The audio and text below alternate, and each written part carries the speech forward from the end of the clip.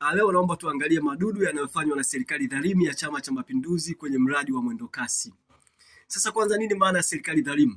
Serikali dhalimu ni serikali ambayo viongozi wake wameyapata madaraka, kwanza kwa kuiba kura, pili kwa matumizi makubwa ya pesa, rushwa, tatu tunasema kuminya demokrasia, matumizi ya mtutu wa bunduki, serikali ambayo imeua watu.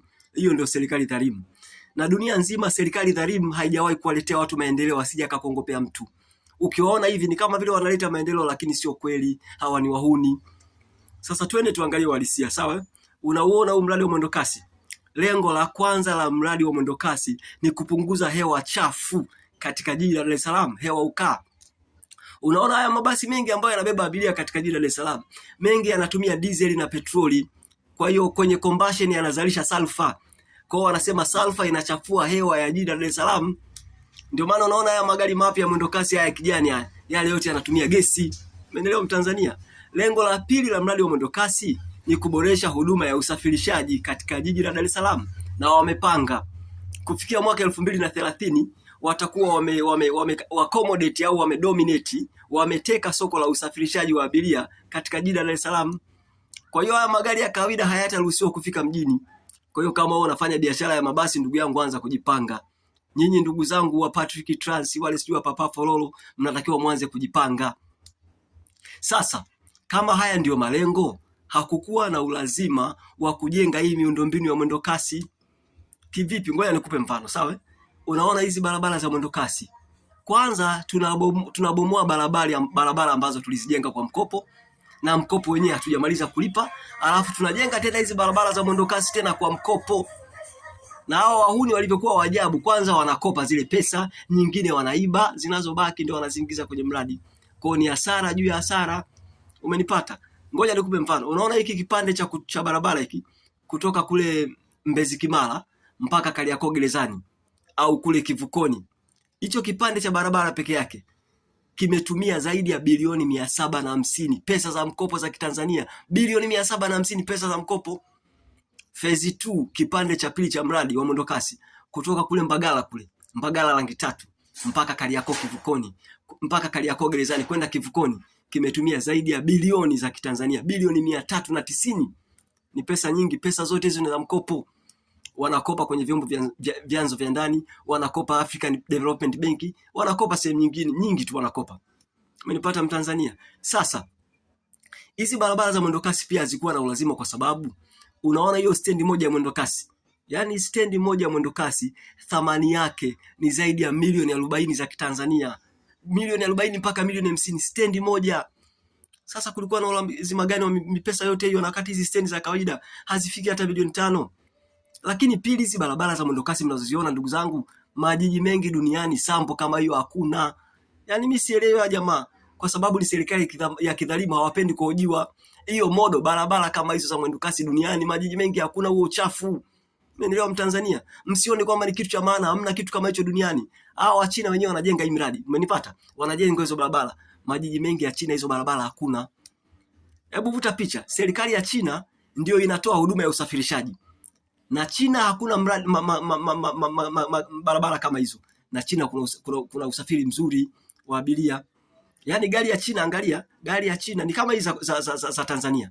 Ila yenyewe unakuta ina dereva peke yake. Haina kondakta wala haina mpiga debe, na hakuna kituo cha kukatia tiketi.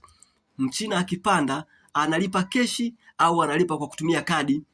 Yaani gari na dereva peke yake, na dereva wala ongei na mtu, na hakuna Mchina ambaye anakwepa kulipa nauli. Kwa nini? Kwa sababu Wachina wanaipenda nchi yao. Na Wachina wanaipenda nchi yao.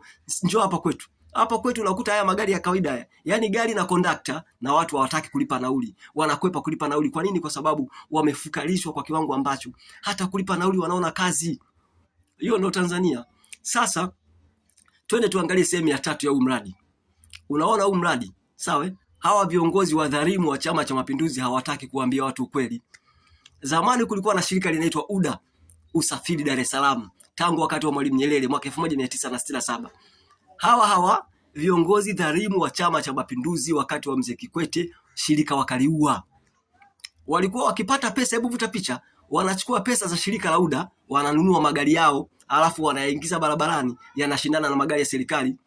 Mwisho wa siku magari ya ule yakiharibika, hela ya kukarabati hakuna, pesa ya kununua magari mapya hakuna, shirika likafilisika. Wakaamua kuliuza, wanasema kuwakabidhi, kuna kampuni moja wakabinafsisha, kuna kampuni inaitwa Simon Group Limited. Pia hebu vuta picha, walibinafsisha kwa lengo la kuokoa, tena wakabinafsisha kihuni. Simon Group hawakulipa pesa, kesi mpaka leo nafikiri iko mahakamani. Umenipata Mtanzania? Sasa jambo la kushangaza, angalia hao jamaa walivyokuwa wauni. Leo hii wamelifufua shirika la UDA. Badala ya kuitwa UDA, usafiri Dar es Salaam linaitwa DART, Dar es Salaam Rapid Transport. Wamebadilisha jina kidogo tu. Watoto wanasema kwamba bia ni ile ile, ila chupa ndio nini? Ndio wamebadilisha. Sasa hebu vuta picha na ujinga waliofanya wa jamaa.